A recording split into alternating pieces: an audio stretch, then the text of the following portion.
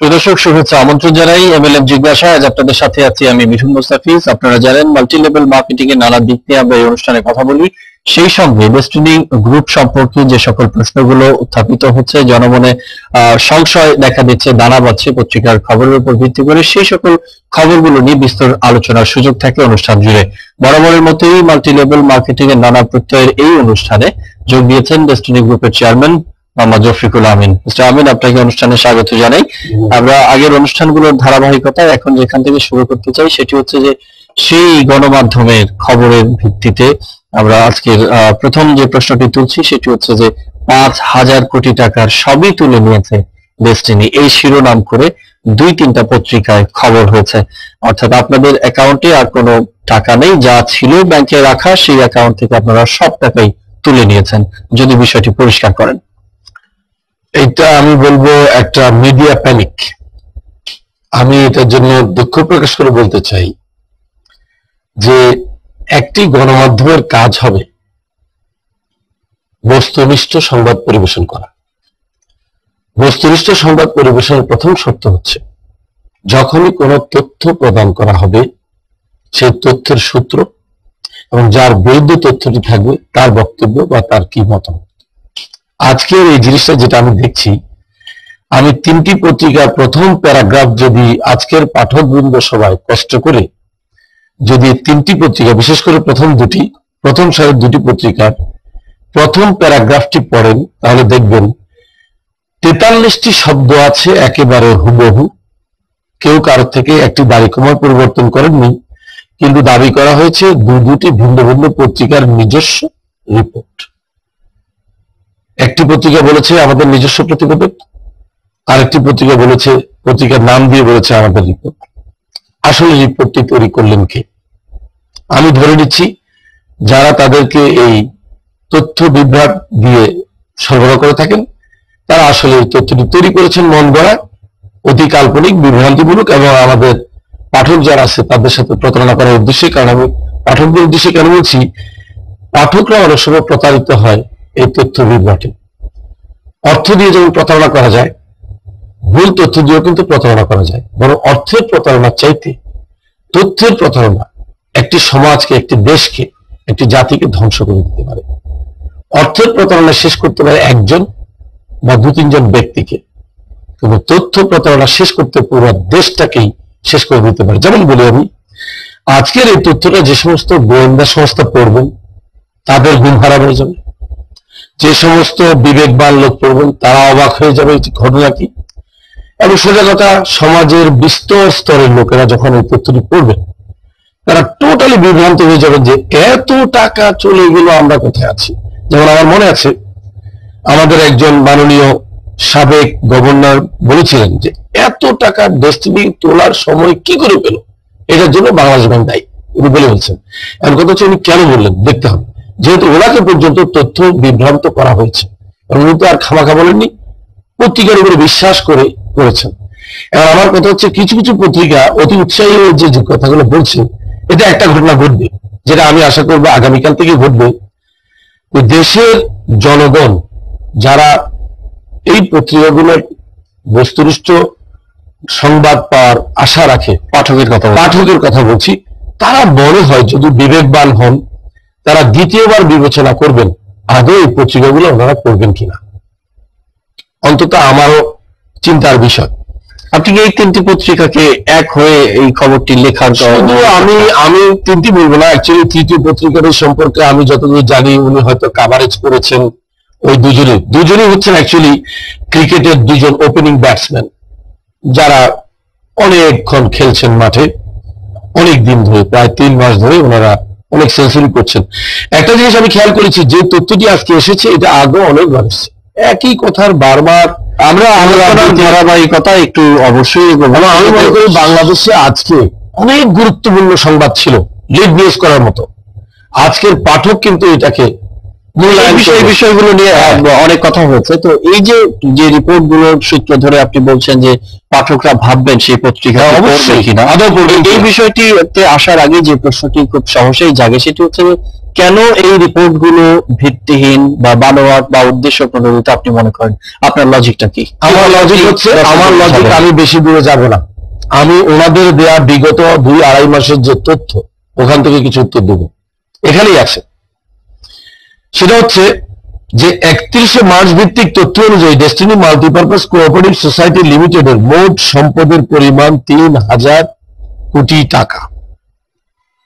যদি সম্পদের পরিমাণ 3,000 কোটি টাকা হয়, আর ওনাদের কথা অনুযায়ী বলা হচ্ছে যে 37টি প্রতিষ্ঠানের পরিচালক ও সংশ্লিষ্টদের নামে 343টি অ্যাকাউন্টে জমা হয়েছে 4,996 কোটি টাকা, যার মধ্যে থেকে 3,995 কোটি টাকা তুলে নেওয়া হয়েছে। এখানে কিন্তু একটা স্ববিরোধী কথা আছে। কিরকম সেটা? কারণ 4,996 কোটি টাকা থেকে যদি 4,975 কোটি টাকা নেওয়া যায়, তাহলে কিন্তু 3,000 কোটি টাকার সম্পদ কোথায় রইল, কিভাবে পাওয়া গেল? তারপরে এখানে আরো অনেকগুলো কথা এখানে আছে, যেটা এখানে অর্থ ওনারা দেননি। আমি বলছি দর্শকদের উদ্দেশ্যে, আসলে আমাদের টোটাল এই 37টি প্রতিষ্ঠানের টার্নওভার হয়নি, টার্নওভার হয়েছে হাতে গোনা 3 থেকে 5টি, কারণ বাকিগুলো তো বেবি, ওরা তো কাজ করে না। 3 থেকে 5টি প্রতিষ্ঠানের কোন কোনটির 11 বছর, কোন কোনটির 6 বছর, কোন কোনটির 4-5 বছর, সব মিলিয়ে টোটাল টার্নওভার আমাদের দাঁড়িয়েছে 5,991 কোটি টাকা টার্নওভার, প্রায় 6,000 কোটি টাকা, প্রায় 6,000 কোটি টাকা। সেখান থেকে ওনারাই বলছেন 3,000 কোটি টাকার সম্পদ পাওয়া গেছে। পাঠক এবং দর্শকরা বিবেচনা করুন, 6,000 কোটি টাকার কালেকশনের মধ্যে 3,000 কোটি টাকার সম্পদ পাওয়া গিয়েছে। এটা কতটুকু বিচক্ষণতার সাথে আমরা ম্যানেজমেন্ট চালিয়েছি, যে আমরা সম্পূর্ণ টাকা আত্মসাৎ তো দূরের কথা, অপব্যয় করার অবকাশ রাখিনি। সম্পদ পাওয়া গেছে 3,000 কোটি টাকা। এরপরে যেটা বলতে ভুলে গেছেন, 1,400 কোটি টাকার আমরা কমিশন দিয়েছি ক্রেতা পরিবেশকদেরকে। তাহলে কত হলো? 3,000 আর 1,400, প্রায় 4,500 কোটি টাকা। প্রায় 500 কোটি টাকার কাছাকাছি আমরা বিভিন্ন রকমের কর দিয়েছি। কত হলো? 5,000 কোটি টাকা। 5,000 কোটি টাকা থেকে 100 কোটি টাকা কম। এরপর আমরা কোর্ট থেকে এতগুলো খরচ, অফিস, ইন্টেরিয়ার আর এতগুলো লোকের বেতন দিলাম। আর আমাদের আসলে ব্যাংক হিসাবের সংখ্যা কতগুলো? আমরা আসলে ওইভাবে ব্যাংক হিসাব তখন করা হয়নি। এখন যে প্রতিবেদনে যে ব্যাংক হিসাবগুলো লেখা হয়েছে, আমি এগুলোকে অ্যাকনোলেজ করতে চাই এই জন্য, কারণ এগুলো ভুল হওয়ার সম্ভাবনা কম। যে 443টি ব্যাংক হিসাবের কথা বলা হচ্ছে, থাকতে পারে, এবং এটাও সম্ভব 252টি বন্ধ, এটাও সম্ভব। ব্যাংক হিসাব নিয়ে তো আর্গুমেন্ট হচ্ছে না, বরং ব্যাংক হিসাবে একটা জিনিস প্রমাণ করলো যে ডেস্টিনি গ্রুপ 37টি প্রতিষ্ঠান করেছে, অথচ ব্যাংক অ্যাকাউন্ট খুলেছে 443টি। এতে একটি জিনিস কিন্তু প্রমাণ করে যে এই গ্রুপটি স্বচ্ছতার সাথে আর্থিক লেনদেন করার উদ্দেশ্যে কিন্তু ব্যাংক অ্যাকাউন্ট খুলেছে। যদি তাদের মধ্যে কোনো বদমতলব থাকতো, তাহলে 37টি কোম্পানিতে 37টি ব্যাংক অ্যাকাউন্ট হতো, আর এর বেশি হতো না। এখন আসি, এত ব্যাংক অ্যাকাউন্ট কেন খোলা হয়? আমি যেমন আপনাকে বলেছি যে আমাদের এখানে আর্থিক প্রতারণার কোনো সুযোগ নেই, অর্থ তোষণের কোনো সুযোগ নেই। কেন? আমরা অনেকগুলো লেয়ারে এই ফাইন্যান্সিয়াল স্যাংশন গুলো করে থাকি। টপ ম্যানেজমেন্ট দিয়ে থাকে মিড ম্যানেজমেন্টকে, মিড এবং লো ম্যানেজমেন্টকে। তার মানে আমাদের একটা গ্রুপ আছে যারা চেক ইস্যু করে বাড়ি ভাড়া, কর্মচারীদের বেতন, বিভিন্ন কাজে। তাহলে ওইটাই যদি ওনারা মনে করে যে কোনো ব্যক্তির চেকে সই করা মানে অর্থ আত্মসাৎ করা, তাহলে ওনারা বোধ ভুল করে গেছেন। এখানে আরেকটা জিনিস বলা উচিত ছিল, সকল general manager, deputy general manager এবং যারা সেক্রেটারি আছে, তারাও হাজার হাজার কোটি টাকা তসরুপ করেছে, কারণ সিগনেচার তো তাদের। এই যে 5,000 কোটি টাকা পরিচালকরা সরিয়ে দিয়েছে বলছেন, এটা কেন? আমার একটা জিনিস বলতে খুবই খারাপ লাগছে, তুমি না বলে পাচ্ছি না। যাদের ব্যবসা বাণিজ্য সম্পর্কে, আর্থিক লেনদেন সম্পর্কে বিন্দু মাত্র জ্ঞান নাই, তারা এই ধরনের কথা লেখে। কারণ কোন লিমিটেড ফার্মের অর্থ লেনদেন চেয়ারম্যান, এমডি এবং অর্থ পরিচালক by the constitution of the companies act এটা করা থাকে। আপনি যাকেই কমিশন দেবেন, আপনি নিজেকে কমিশন দিলেও কিন্তু 3 জনের 2 জনে গিয়ে থাকতে হবে, একটা অফিসিয়াল রুলস থাকতে হবে। তাহলে ব্যাপারটা কি দাঁড়ালো? চেক বই থাকে হচ্ছে মনে করেন ডিজিএম বা জিএম এর কাছে, অফিসিয়াল নোটটা তৈরি করছেন কে? কন্ট্রোলার। চেকে আমরা শুধু সই করি, কারণ আমাদের কাছে না টাকা না চেক বই থাকে। সেখানে যে বোর্ডের সিদ্ধান্ত হয় সেই সিদ্ধান্ত অনুযায়ী কিন্তু সবাইকে কমিশন বা বেতন দেওয়া। তাহলে ওনারা আরো বলতে পারতেন যে 600 থেকে 700 কোটি টাকার হিসাব নিচ্ছে না, সম্ভবত ওইটা হবে কি কর্মচারীদের বেতন এবং রেন্ট ভাড়া। তাহলে ওনাদের এভাবে লেখা উচিত ছিল প্রায় 500 থেকে 600 কোটি টাকা আত্মসাৎ করেছেন কর্মচারীবৃন্দ বেতনের নামে, প্রায় 200 থেকে 250 কোটি টাকা আত্মসাৎ করেছেন যারা অফিস ভাড়া দিয়ে। এই প্রতিবেদনটি তো হয়েছে দুদকে কেন্দ্রীয় ব্যাংকের দেয়া যে প্রতিবেদন, অর্থাৎ বাংলাদেশ ব্যাংকের দেয়া যে আমি প্রতিবেদন, এটাকে অ্যাকনলেজ করতে চাচ্ছি না, কারণ এখন পর্যন্ত না বাংলাদেশ ব্যাংক না দুদক অফিসিয়ালি আমাদেরকে জানিয়েছে এটা তাদের রিপোর্ট। আমি খামাখা কেন বাংলাদেশ ব্যাংককে দায়ী করবো, আমি কেন খামাখা দুদককে দায়ী করবো? এখন পর্যন্ত তারা অফিসিয়ালি কোনো তথ্য প্রচার করেছে এটার কোনো রেকর্ড নেই। আমি তো বলবো সংবাদপত্রের অতি কাল্পনিক ঈর্ষাপরণতা এবং উদ্দেশ্যমূলক একটা কাজ করেছে। আমি মাননীয় তথ্যমন্ত্রীর মাধ্যমে বাংলাদেশ সরকারের কাছে এই আবেদনটি করতে চাই, এই ধরনের তথ্য প্রতারণা বন্ধ করার জন্য কোন নীতিমালা আগে তো এই জন্য আপনার অনুরোধও ছিল। এখন যে প্রসঙ্গটিতে আসতে চাই সেটি হচ্ছে যে register of joint stock companies, সেখানে আহমেদুর রহিম একটি প্রতিবেদন করে, আহমেদুর রহিম যে প্রতিবেদনটি করেছিলেন বাণিজ্য মন্ত্রণালয়ে তিনি পাঠিয়েছেন, তার ভিত্তিতে খবর হয়েছে। এরপর এই ধরনের প্রতিবেদন হয়েছে, তার উপরেও কিন্তু খবর হয়েছে। যে সকল প্রতিবেদনের উপর ভিত্তি করে এই খবরগুলো হলো, পরবর্তীতে ওই সকল প্রতিবেদনের সত্যতা খুঁজে পাওয়া গেছে কি, কিংবা এ সম্পর্কে নতুন কোন তথ্য? দেখেন, আমার হাতে আজকে একটি চিঠি এসেছে, কারণ আমি তো মিডিয়ার সাথে আছি তাই আসছে।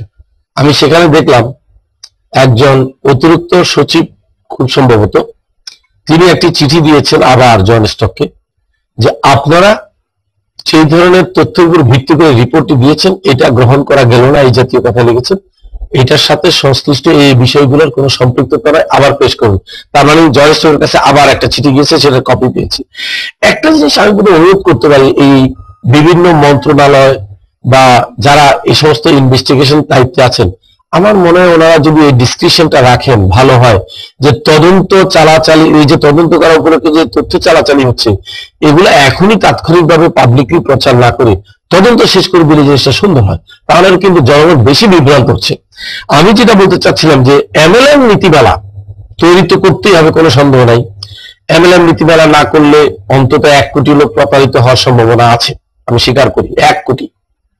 বাট তথ্য নীতিমালা নতুন করে তৈরি না করলে 16 কোটি লোক প্রতারিত হতে পারে।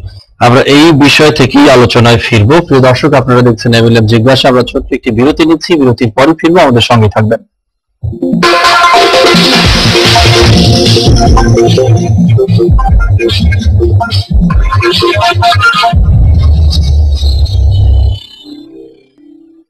স্বাগত। বিরতির পর দেখছেন এমএলএম জিজ্ঞাসা। আমরা কথা বলছি ডেস্টিনি গ্রুপের চেয়ারম্যান মোহাম্মদ রফিকুল আমিনের সঙ্গে। আমরা বিরতির আগে যে বিষয়টি নিয়ে কথা বলছিলাম সেটি হচ্ছে যে এই এমএলএম নীতিমালা তো অবশ্যই জরুরি, তার আগে আপনি চাইছেন যে তথ্য নীতিমালা হোক, যার কারণে যেটি হলে এই ধরনের 16 কোটি মানুষ এর ফাঁদে পড়বে না, বেঁচে যাবে।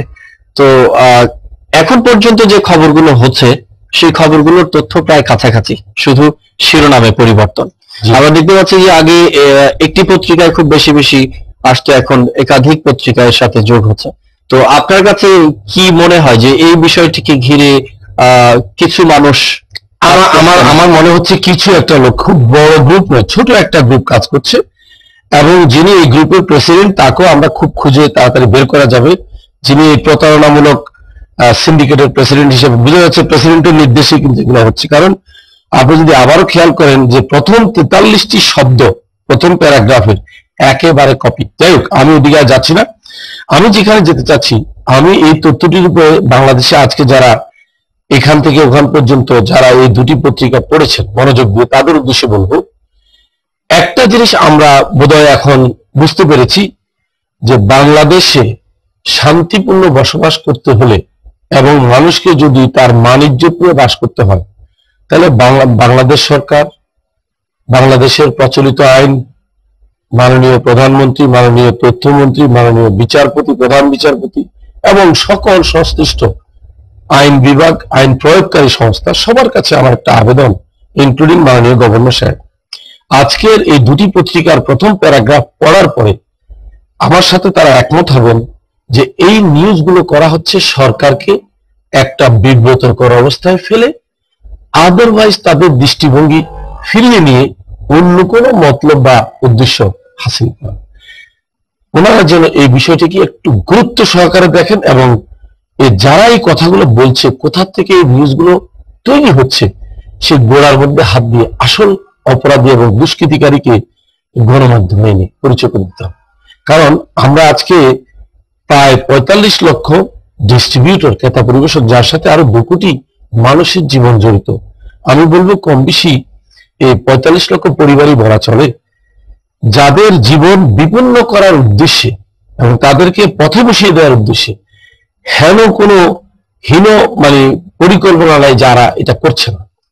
তাদের একটাই কষ্ট যে আজকে আমরা 3 মাস ধরে লিখে যাচ্ছি 30টি মামলা কেন হয়নি ডেস্টিনির বিরুদ্ধে, 30টি মানুষ কেন আসেনি গণমাধ্যমে তাদের বিরুদ্ধে কথা বলতে। এই জন্য ওনারা কন্টিনিউয়াসলি, কিন্তু ব্যাংক অ্যাকাউন্ট তো বন্ধ হয়েছে, এতে করে তো একদিকে তারা এগিয়ে গেছে, বা তাদের ব্যাংক অ্যাকাউন্টের বন্ধ হওয়াটা কিন্তু আমি যতটুকু মনে করি এটা একটা আইনি প্রক্রিয়া। যারা করেছেন নিশ্চয়ই তারা আইনের ধারার মধ্যে ফেলে করেছেন। আমরা আবার সেই আইনের মধ্যে কতটুকু থেকে আমরা কাজটা করতে পারি সেই চেষ্টা চালিয়ে যাচ্ছে। আমাদের কিন্তু সরকারের সাথে, সরকারের বিভিন্ন ডিপার্টমেন্টের সাথে কিন্তু আলাপ আলোচনা চলছে। আমরাও চাই আইনের প্রতি শ্রদ্ধাশীল হয়ে, যদি আইন আমাকে বাধ্য করে এবং বলে এই কাজটি করতে হবে, করবো, কোনো সমস্যা নেই। এর আগে একটি প্রতিবেদনের একটি অংশ আপনি দেখিয়েছিলেন, যে অংশটুকু বাংলাদেশ ব্যাংকের প্রতিবেদনের সাথে হুবহু। জি, আমি আগামীকাল আমরা দর্শকের উদ্দেশ্যে বলছি, আমরা আগামীকাল হয়তো 1 ঘন্টার একটি ম্যারাথন প্রতিবেদন করতে যাচ্ছি। একটি বিশেষ অনুষ্ঠান দীর্ঘ সময়ব্যাপী, যার মধ্য দিয়ে এই সকল প্রশ্নের উত্তর থাকবে বৈশাখী টিভিতে আগামীকাল রাত 8টায় থাকবে, 1 ঘন্টা ব্যাপী তথ্যচিত্র উপস্থাপন। আমরা সেখানে সমস্ত ডকুমেন্টেশন গুলো স্ক্রিনে আমরা দেখাবো দর্শকদের উদ্দেশ্যে। সেখানে আমাদের মাননীয় প্রেসিডেন্ট জেনারেল হারুন সাহেব থাকবেন, তারও কিছু বক্তব্য থাকবে। আমি কোনো দর্শক, পাঠক এবং আমাদের ক্রেতা পরিবেশক, শেয়ার হোল্ডার কাউকে আমি অন্ধকারে রাখতে চাই না। আমরা কালকে 1 ঘন্টার প্রতিবেদনে সকল তথ্য উপাত্ত আমরা তুলে ধরবো। যে বাংলাদেশ ব্যাংকের যে রিপোর্টটি আমাদের দৃষ্টি আকর্ষণ করেছে, আমরা অবশ্যই এটাকে বলতে পারি না বাংলাদেশ ব্যাংকের রিপোর্ট, কারণ অফিসিয়ালি এটা কিন্তু আসেনি বাংলাদেশ ব্যাংক থেকে। এটা আসলে একটা পর্যবেক্ষণ ছিল নথি, সেটার সাথে একটা দারুণ মিল পাওয়া গিয়েছে। তথাকথিত খুরশেদ আহমেদ খান, যিনি ইমেল করেছেন বাংলাদেশ ব্যাংকের বরাবর আমাদের বিরুদ্ধে অনেকগুলো অভিযোগ করে, যার ঠিকানা দেওয়া হয়েছে 900 বাড়ি নম্বর, রোড 17, আগ্রাবাদ ডিএ। মজার ব্যাপার হচ্ছে 900 নামে কোনো হোল্ডিং নেই। কষ্ট করে যদি এই লোকটির অস্তিত্ব খোঁজার চেষ্টা করতেন, তাহলে তাদের এই তদন্ত, এই যে বেনামি ঠিকানা থেকে, অর্থাৎ শেকড়হীন ঠিকানা থেকে পাঠানো চিঠি, সেটি গ্রহণ করা হচ্ছে বাংলাদেশ ব্যাংক, সিরিয়াসলি গ্রহণ করা হচ্ছে, সেগুলো করে খবর হচ্ছে। এই খবরের ভিত্তিতে আপনার ব্যবসা ক্ষতিগ্রস্ত হচ্ছে। এই সকল বিষয়গুলো কি আপনি বাংলাদেশ ব্যাংকের নজরে আনার চেষ্টা করেছেন, কিংবা দুদককে কি আপনি বলেছেন যে এই সকল রিপোর্ট, যেগুলো আপনার ভাষায় বেসলেস, সেগুলোর উপর ভিত্তি করে গণমাধ্যমে খবর ছাপা হচ্ছে এবং এই সকল প্রতিষ্ঠানগুলো থেকে এগুলো লিক আউট হচ্ছে? আমি কিন্তু আমার দুদকের ইন্টারভিউতে বোঝানোর চেষ্টা করেছি এবং আমি বিশ্বাস করি তারা কোনো কোনো ক্ষেত্রে কনভিন্স হয়েছে, আমার অনেক ক্ষেত্রে হয়নি। কারণ যারা এই অভিযোগগুলো করেছে তারা অত্যন্ত স্ট্রং অপোনেন্ট, যারা এমন কথাও বলেছে যে আমরা রাস্তায় বসিয়ে দেবো ডেস্টিনিকে, মাটির সাথে মিশিয়ে দেবো, এই সমস্ত বিশেষণ ব্যবহার করেছে। এখন মাটির সাথে মিশিয়ে দিলে, রাস্তায় বসিয়ে দিলে ডেস্টিনিকে যদি এই দেশের সমাজ, মানুষ তথা সরকার বা বিরোধী দল যেই হোক, তারা যদি লাভবান হন তো বসে যাব। কিন্তু কথা হচ্ছে ওই চিঠিটির উপরে কিন্তু পর্যবেক্ষণ রিপোর্টটা তৈরি হচ্ছে। আগামীতে আমরা দেখাবো, দেখবেন ওই চিঠির প্রত্যেকটি প্যারাগ্রাফ হুবহু কিন্তু ওই তদন্ত রিপোর্টের সাথে লাইন বাই লাইন মিলে গেছে, কোনো কষ্ট করা লাগেনি। এবং এই সকল বিষয়ে বিস্তর যে আপনারা দর্শকদের উদ্দেশ্যে আসতে চাচ্ছেন, সেই সময়টি নির্ধারণ করেছেন বিশেষ এমএলএম জিজ্ঞাসা? অবশ্যই না, আমরা বলেছি যে স্পেশাল বিশেষ একটি হবে ডেস্টিনি গ্রুপের উপর, কারণ এটা আসলে এমএলএম জিজ্ঞাসা বলবো না, আমি বলবো যে একটা বিশেষ প্রতিবেদন ডেস্টিনি গ্রুপের উপরে যে আমাদের বক্তব্য। সময় নির্ধারণ করেছেন আগামীকাল রাত 8টায় হওয়ার কথা আর কি। আপনাকে অনেক ধন্যবাদ আলোচনায় অংশ নেওয়ার জন্য। প্রিয় দর্শক, ডেস্টিনি গ্রুপ সম্পর্কে যে সকল প্রশ্ন উঠেছে, গণমাধ্যমে যে বিষয়গুলো নিয়ে প্রশ্ন তোলা হচ্ছে, সেই সকল বিষয়ের বিস্তর জবাব নিয়ে তথ্য প্রমাণ সহকারে আগামীকালকে যে অনুষ্ঠানটি 8টায় প্রচারিত হবে, সেই অনুষ্ঠানটি দেখবেন এবং আপনাদের ভেতরে যে সকল প্রশ্ন জেগেছে গণমাধ্যমের সকল প্রতিবেদন থেকে, এই সকল প্রশ্ন থেকে সেগুলোর খোলামেলা উত্তর পাবেন। সবার জন্য শুভকামনা রেখে শেষ করছি এখনকার অনুষ্ঠান।